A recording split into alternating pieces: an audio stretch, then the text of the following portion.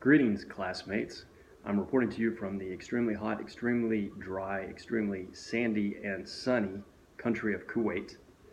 My name is Captain Barron, and I'm a civil engineering officer, currently holding the title of Director of Engineering Operations. So what does that mean? It means that I get to design and manage multi-million-dollar projects for the Air Force. One of the questions is, what's the experience that you have with air power, national security, warfare, and joint operations? Ironically enough, while I'm deployed here, I have experience in all of those. So being deployed in Kuwait, I have firsthand experience with the national security standpoint. I'm building the largest APOD, which is the airport of debarkation in the Middle East right now. So this allows for all the cargo, all the assets that we have within multiple branches of the military to come in and inbound and outbound from the base that I'm currently in charge of building. From a tactical standpoint, I get to see the drones, the MQ-9 drones, leave every morning with a full payload, and then they come back in the evenings empty. So at some point, you hope that the mission is successful from a warfare standpoint. And joint operations, we get to work hand in hand with the Canadians and with the Italians. We're building a $2.4 billion runway that's going to conjoin into ours to have joint cargo and then fighter pilot sorties. The question of which article did I think kind of stood out in my mind from the air power, national security, warfare, joint operations standpoint. The one that really triggered kind of an aha moment to me was Preparing for the Next Big War by Lieutenant General Barron. As I'm walking around base here for the last few months, I've noticed that we have Wi-Fi everywhere. We have Krispy Kremes in the DFAC. We have a full regulation pool. Now, granted, I understand and completely agree with the morale standpoint, but you start to wonder, does this not play into maybe the military becoming a little more soft? Looking back over the articles for the Korean War, even dating all the way to the World War, some of the reasons why the Americans were massively beaten in these larger wars was due to the fact that the officers and the leadership had grown soft from a Sun Tzu standpoint, the art of war. So one of the things Lieutenant General Barron, said was larger conflicts will inevitably arise, and he is absolutely correct. There's not enough amount of money that you can throw at a situation that's going to fix military shortfalls. You have to have time, you have to have training to build up your soldier base from a tactical and war standpoint. Even President Reagan had a very astute observation. He said, the reason we have the military is not necessarily to promote war, but to be prepared for peace, and I completely agree with that.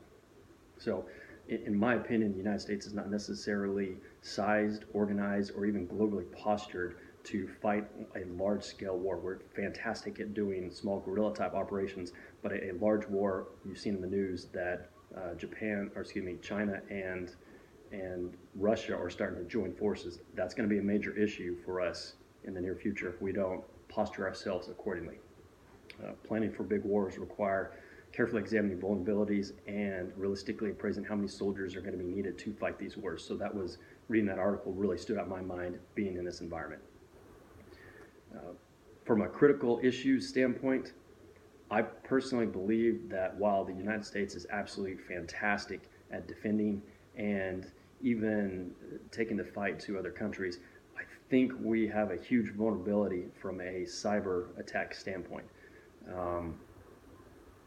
Unlike standard military operations and attacks, cyber attack can happen instantaneously and from almost any domain. One of the issues is there's little buildup that cyber attack is going to happen. I mean, the point of it being instantaneous is just that. Whenever armies go into battle, or even from a nuclear standpoint, you can see from an intelligence standpoint that these attacks are going to happen at some place. With a cyber attack, there's absolutely no forewarning on this. Some of the other issues is from the major economy standpoint, if you look at them, the sanitation, the food distribution, even upwards of all the communications, these are all run in the cyber realm and are very prone to be attacked if you want to take down a country from within, because there's very little protection, there's very little guidance in regards to controlling that environment. So I believe personally that there's a huge risk right now from the early stages of a cyber warfare arms race. These countries, including the United States, need to be working on defending and figuring out how to, not necessarily just defend, but attack these programs and these these individuals, or whatever term you want to use to describe this, to prevent these issues from taking our country down, since we are so heavily reliable on cyber.